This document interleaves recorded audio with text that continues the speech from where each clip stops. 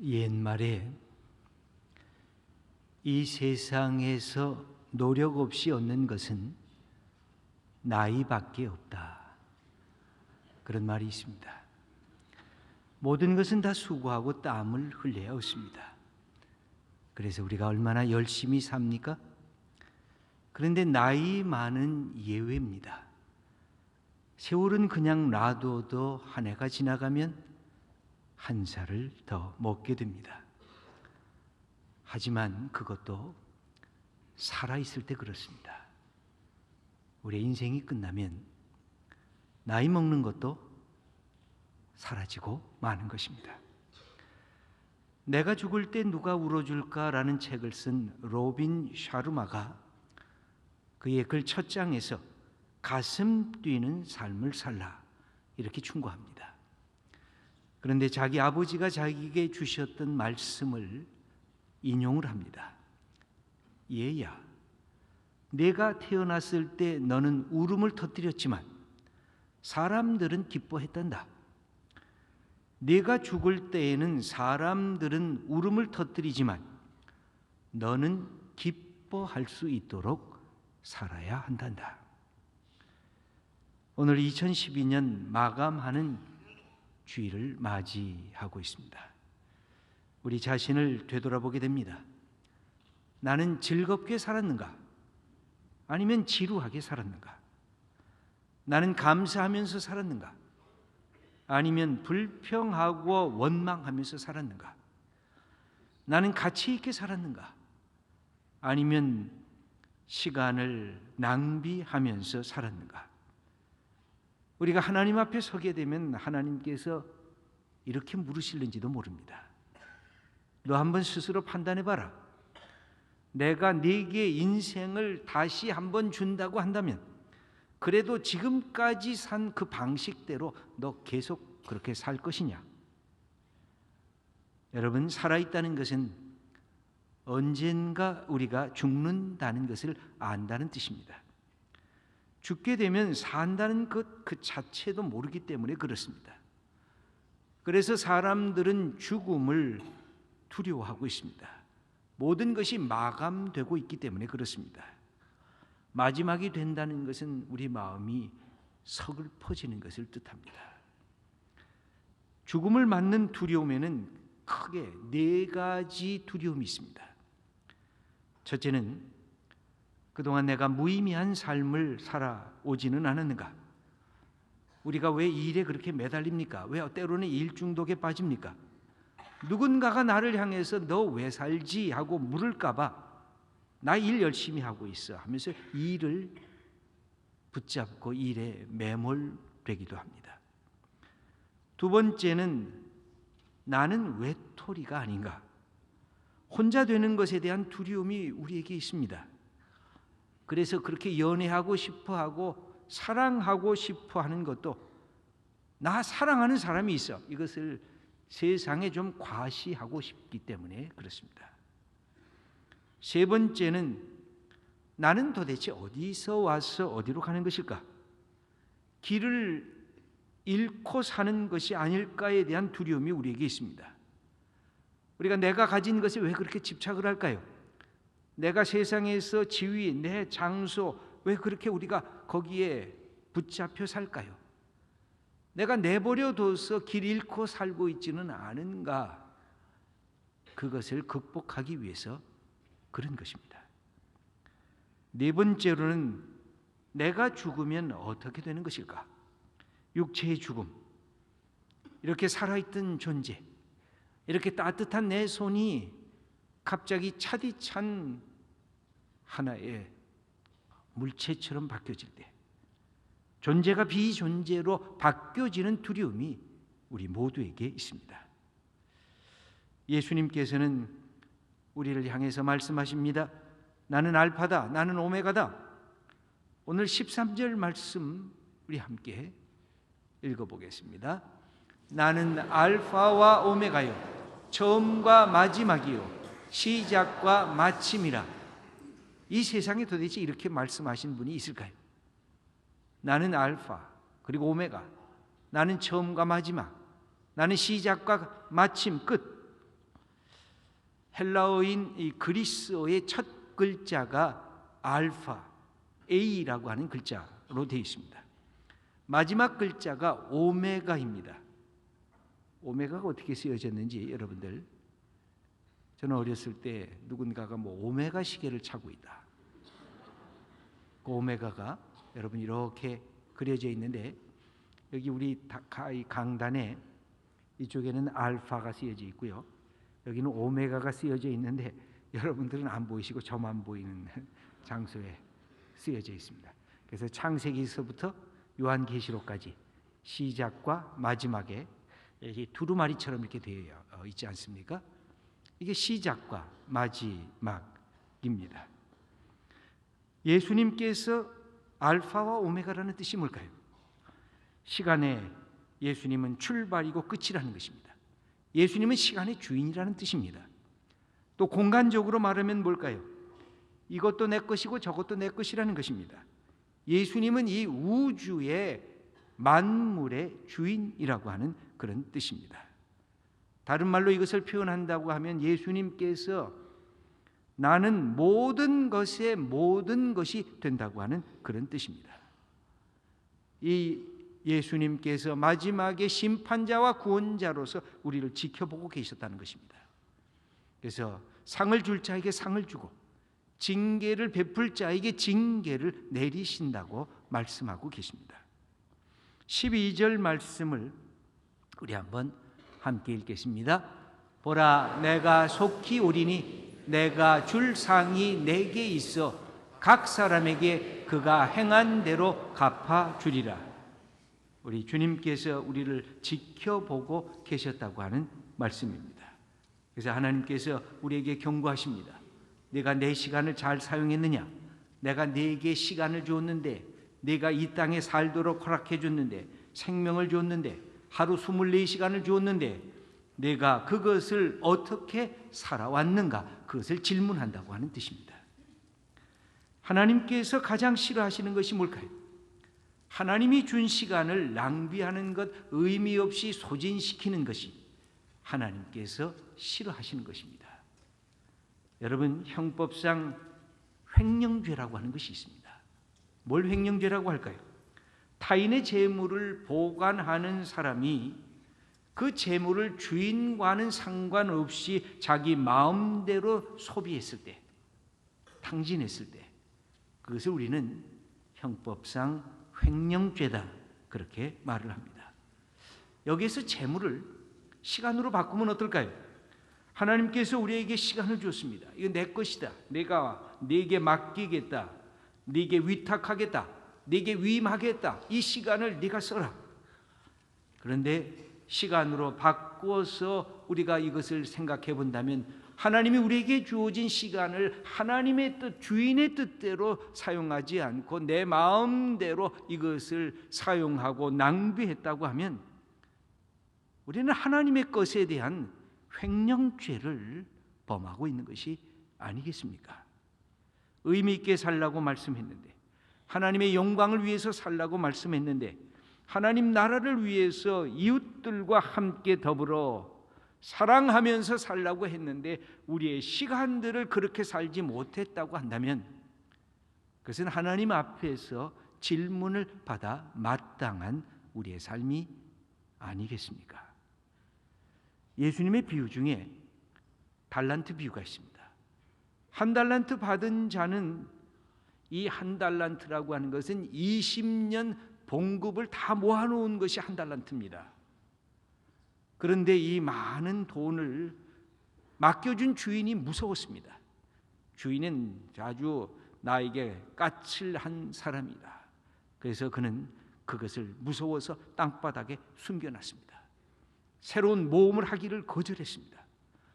그래서 주인에게 본전치기라도 했으면 좋겠다 하고 주인이 돌아왔을 때 그 한 달란트 본전을 갖고 주인에게 들이밀었습니다. 주인이 어떻게 했을까요? 칭찬했을까요? 내 시간 잃어버리지 않았다고, 내 달란트 잃어버리지 않았다고 괜찮다 그랬을까요? 안 그랬습니다. 칭찬한 것이 아니라 엄히 꾸짖었습니다. 뭐라고 꾸짖었을까요? 악한 종아 그랬습니다. 게으른 종아 그랬습니다. 거기 보면 악한 것, 게으른 것이 동의옵니다. 게으름은 악하다는 것입니다. 죄라는 것입니다. 삶을 낭비하면서 살았기 때문에 그건 못된 것이라는 것입니다. 내 인생 주어진 그 시간을 왜 그렇게 허접하게 인생을 살았는가 묻고 있습니다.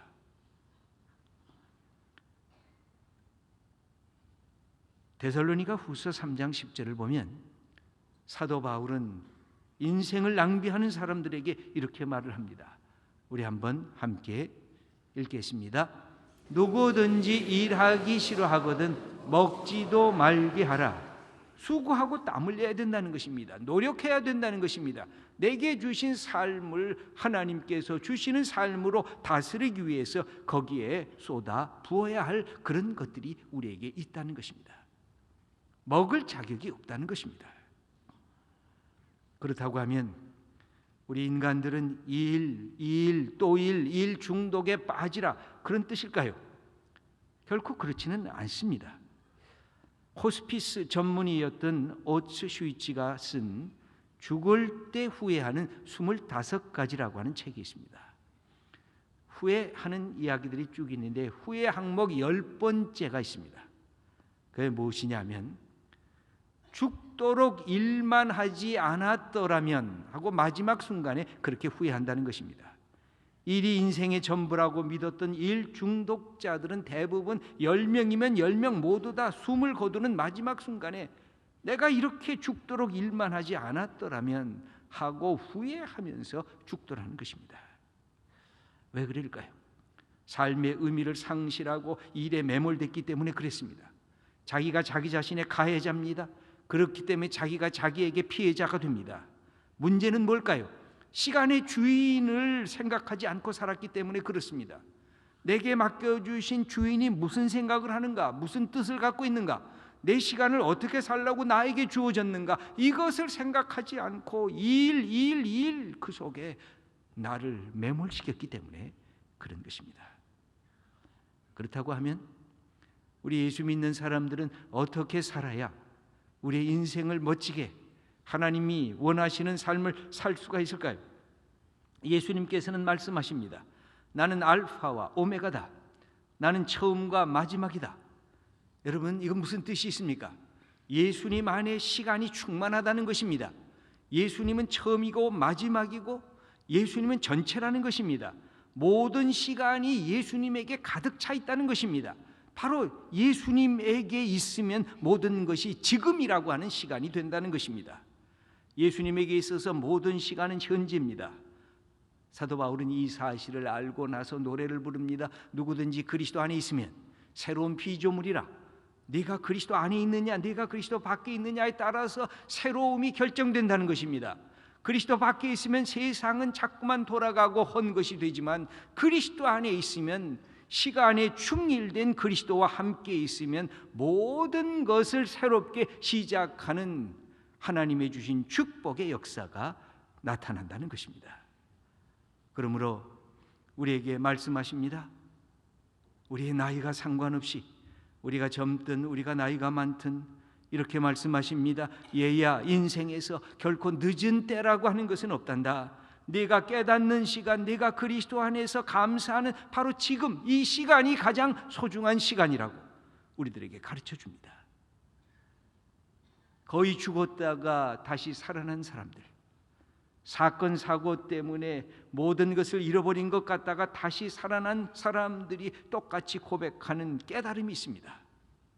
아, 산다는 게 얼마나 좋은 것인가, 살아있다는 것이 얼마나 소중한 것인가. 아니, 삶이란 내 것인 줄 알았는데, 시간이란 내 마음대로 써도 괜찮은 줄 알았는데, 산다는 게 내 것이 아니구나, 선물로 받은 것이구나, 누군가 내게 주신 것이구나. 이런 놀라운 사실을 깨닫게 되고 새로운 눈이 띄어진다고 하는 말씀입니다. 사랑하는 성도 여러분, 그런 생각 못 해보셨습니까? 사랑하는 이와 차 한 잔 마실 수 있는 기쁨, 따뜻한 햇살 한 줌이 내 얼굴에 비칠 때의 그 마음의 평안함, 하늘에 떠가는 구름을 보고 이렇게 하얀 눈으로 덮인 사나를 보면서 그냥 감사하고 그냥 고마운 마음이 생겨지는 것. 내 옆에서 제잘되는 어린아이들의 말소리를 들으면서 이게 살아있는 작은 기쁨이구나. 여러분, 우리는 얼마나 인생의 소중한 것들을 놓치면서 스쳐 지나가듯 살고 있는지 모르겠습니다. 우리가 더 중요한 이 시간을 이해하는 방법이 있습니다. 하나님 앞에 이렇게 나와 예배 드리는 것. 여러분, 밤새도록 눈이 오고 그 다음에 길이 아주 미끄러워서 새벽에 나오면서 우리 성도님들 예배 드리러 어떻게 나오는가. 그래서 7시 반 예배 드린 분들 보면서 참 감사하다. 또 이 아침에 우리 9시 반에 나오셔서 예배 드리는 분 한 분 한 분들을 이렇게 뵈면서 참 감사하고 고맙고, 이 예배 드리는 것, 이게 무슨 뜻이 있을까요? 이것은 우리에게 주신 최고의 복. 왜 그렇습니까? 시간의 주인이신 하나님을 만나는 소중한 자리가 되기 때문에 그런 것입니다. 시간의 주인이신 하나님과 함께 우리가 이렇게 보낸다는 것, 믿음의 사람이 갖고 있는 최고의 특권입니다. 세상 사람들은 예배드리는 사람들을 향해서 비아냥거립니다. 그거 엄청난 시간 낭비 아니냐? 어떻게 그 무엇하는 일이냐? 거기다가 헌금까지 드리냐? 시간 뺏기고 돈 잃고 도대체 무엇이 당신으로 하여금 예배드리게 하고 있는 것이냐 하고 우리를 조롱하기까지 합니다.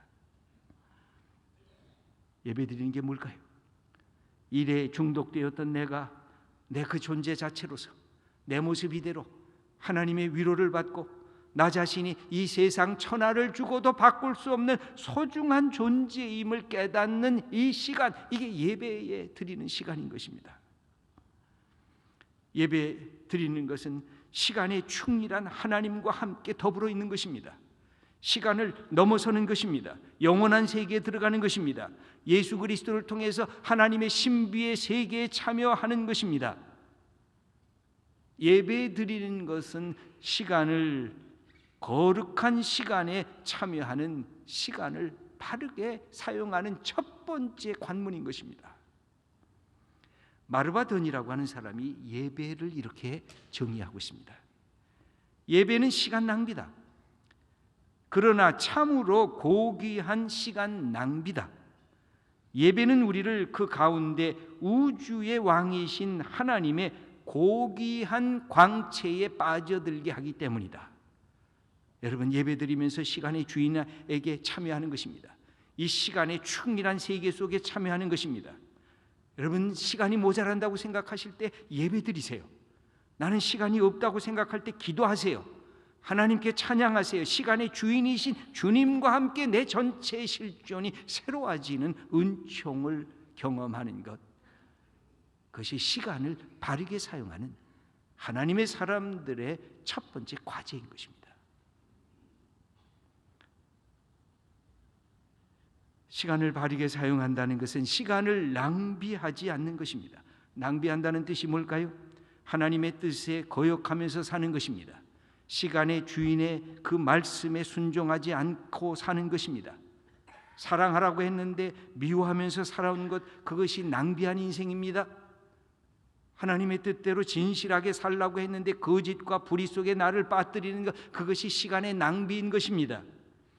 내가 얼마나 그리스도 안에서 소중한 존재라고, 하늘과 땅 모든 것을 주어도 바꿀 수 없는 존재라고 말씀하셨는데, 나를 연민하고 나를 스스로 학대하고 나를 스스로 절망시키는 내 삶의 태도가 시간을 낭비하는 것입니다.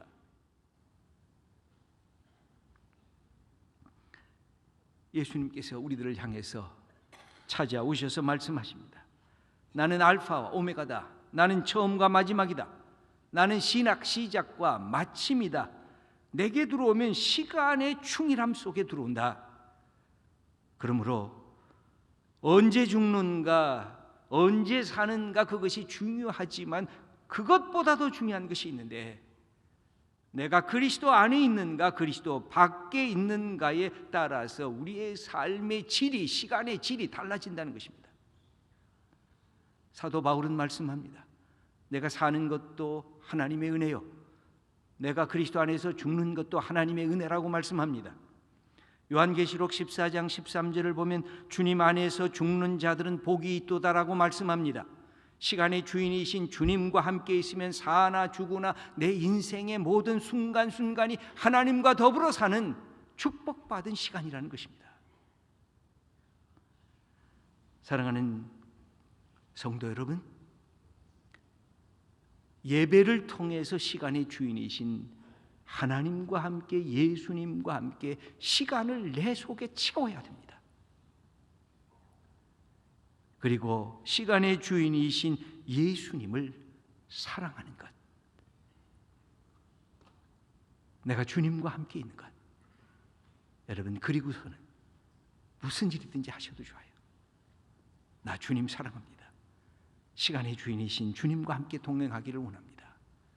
하나님, 내 소원이 주님의 소원이 되게 해주세요. 그러면서 여러분 수고하고, 때로는 땀 흘리고, 때로는 하나님이 주신 것을 즐거워하면서 쉬어야 될 때 쉬고, 내게 주신 삶이 주님과 더불어 가는 복된 삶인 것을 알고 주님과 함께 한 걸음씩 한 걸음씩 나가는 것, 그것이 시간을 축복으로 사는 것입니다. 하나님이 주신 이 귀한, 우리에게 생명으로 주신 이 소중한 시간들을 낭비하지 않고 시간의 주인이신 주님과 함께 우리의 인생을, 우리 지금까지 이끌어 오셨지만 2013년을 맞이하면서 새롭게 주님과 함께 살아가는 복된 성도님들 다 되시기를 축원합니다. 기도드리겠습니다. 하나님 아버지, 감사합니다. 알파 오메가가 되신 예수님과 함께 우리의 인생을 펼칠 수 있는 복을 내려주신 하나님 감사합니다.